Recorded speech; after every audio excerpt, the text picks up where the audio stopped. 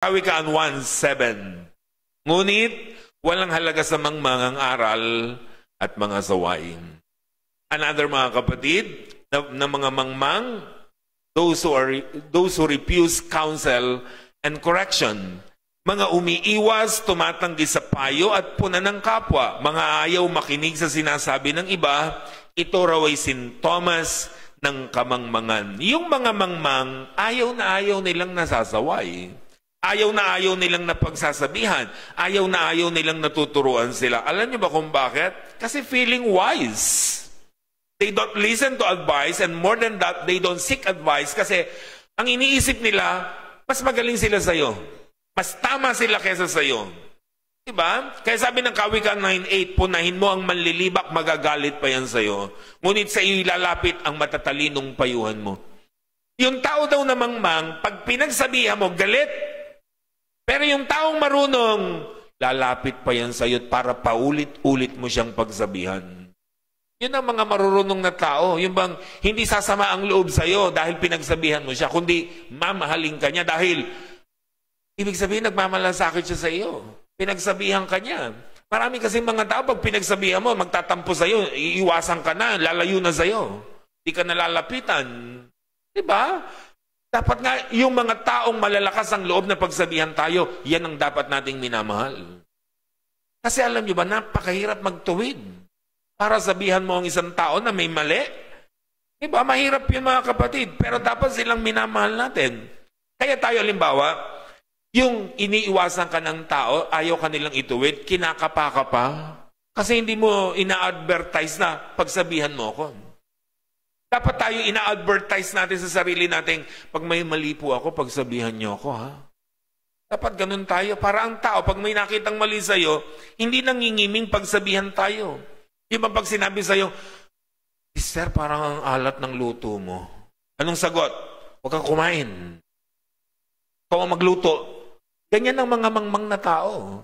Yung mga marurunong sasabihin niya, napaalat ba? Di ba? Kasi maalat ang aking timpla eh. Sa susunod, papawasan ko na. Dapat ganon. Yan ang mga marurunong na tao. Diba? Yun ang dapat ginagawa. Kasi ang tao, yung mga mangmang, napaka-defensive nila at offensive. Diba? Ganon ang ginagawa nila. Sasabihin mo, ang alat ng luto, ba't ikaw marunong ka? Nakikikain ka lang, ang dami mo pang nasasabi. Ganyan ang mga over-defensive sila.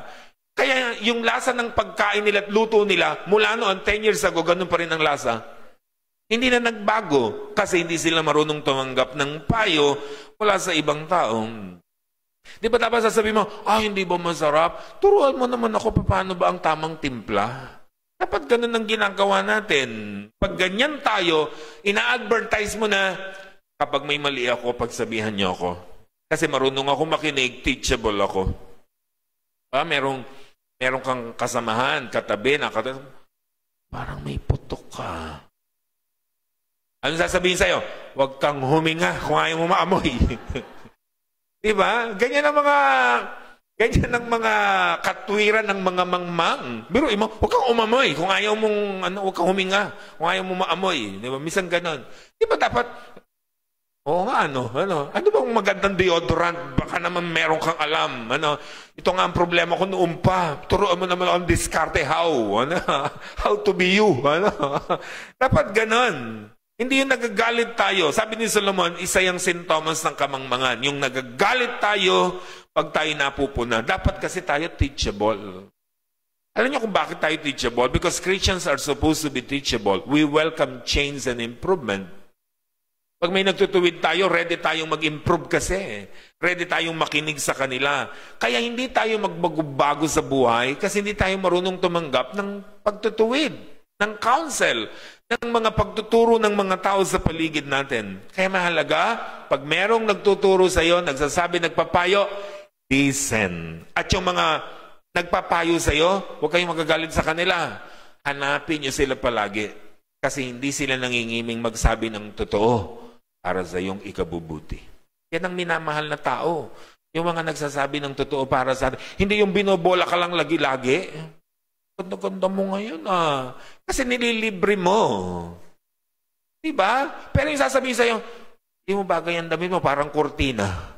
Oh, yan yung mga mamahalin mong tao. Kasi hindi sila nangingiming sabihin sa iyo yung makakabuti para sa iyo.